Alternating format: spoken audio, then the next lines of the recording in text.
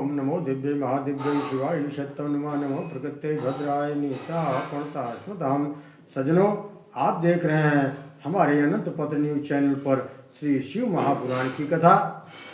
आज का प्रसंग है, अभी तक आप लोगों ने जो है प्रसंग सुना है कि सती जी की जो है प्रसंग सुना, जिसमें सती जी ने अपने योगाग्नि से दक्ष के यज्ञ में अपनी शरीर की आहुति दे दी। अब कथा आती है, पार्वती जी का प्राकट्य है, प्रागट्य महोत्सव है, तपस्या है, शिव जी पार्वती विवाह का महोत्सव है। आगे चलते हैं सीधा कथा की तरफ। नारद जी कहते हैं, दक्ष यज्ञ में सती जी ने अपने देह को त्याग कर फिर कैसे पार्वती के रूप में जन्म लिया? हिमाचल कन्या वे क्यों बनी और फिर कैसे तपस्या करके उन्होंने भगवान शिव को पति के रूप में प्राप्त किया? तुलसीदास जी लिखते हैं मानस में, सती जो तजी दक्ष मख देहा, जन्मी जाई हिमांचल गेहा, ते तप की न शंभुपति लागी, शिव समाधि बैठे सब त्यागी।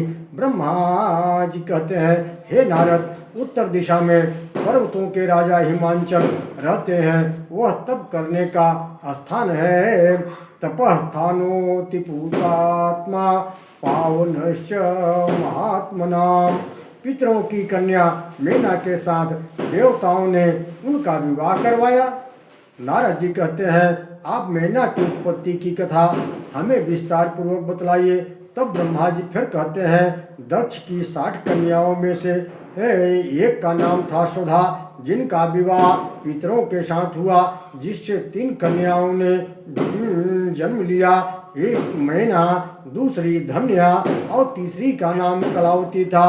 इनका नाम लेने मात्र से जीव की सभी कामनाएं पूर्ण हो जाती हैं। एक समय की बात है कि वे तीनों बहनें श्वेत द्वीप में भगवान विष्णु का दर्शन करने गई थी। वहाँ वे प्रभु को प्रणाम करके बैठ गई। वहाँ एक बहुत बड़ा समाज एकत्रित था। उसी अवसर पर शनकादि ऋषि वहाँ आए।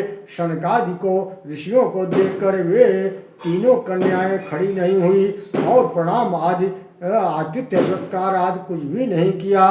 तब शनकादि ऋषियों ने सोचा, अगर हम इन कन्याओं को दंड नहीं देंगे तो कल को सभी संतों का ये अपमान करने लगेंगी।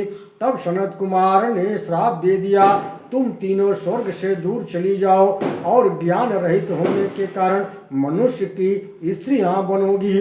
तीनों कन्याओं ने क्षमा मांगी।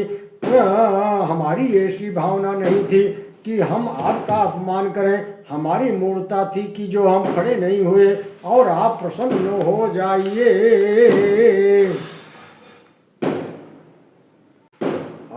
तब सनत कुमार ने कहा, हमने श्राप तो दे दिया है, तो मृत्यु लोक में तुम्हें जन्म लेकर किसी मनुष्य की पत्नी तो बनना पड़ेगा, लेकिन वे मनुष्य भी सामान्य नहीं होंगे।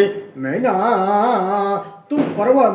को कहे कि तुम पर्वतराज हिमालय की पत्नी बनोगी। साक्षात जगत जननी जगदम्बा तुम्हारे घर अवतार लेंगी। भगवान सदाशिव तुम्हारे दामाद बनेंगे। मेनियास्तनया देवी पार्वती जगदम्बिका भविष्यत प्रिया शंभोस्तपः कृत्वा सुदुसह। और धन्या से कहे कि तुम शीरध्वज जनक की पत्नी बनोगी। साक्षात जगदम्बा सीता का तुम्हारे घर में अवतार होगा। भगवान श्री राम तुम्हारे जामाता दामाद बनेंगे। धन्या प्रिया द्वितीया तु योगिनी जनकस्य च, तस्या कन्या महालक्ष्मी नामना सीता भविष्यति। और कलावती को सनत कुमार ने कहा, तुम विषभानु की प्रिया बनोगी। तुम्हारा नाम कीर्ति होगा और तुम्हारे घर साक्षात श्री राधा जी अवतार लेंगी। अंत में मेना कैलाश धाम, धान्या बैकुंठ धाम और कलावती गोलोक धाम को प्राप्त होगी।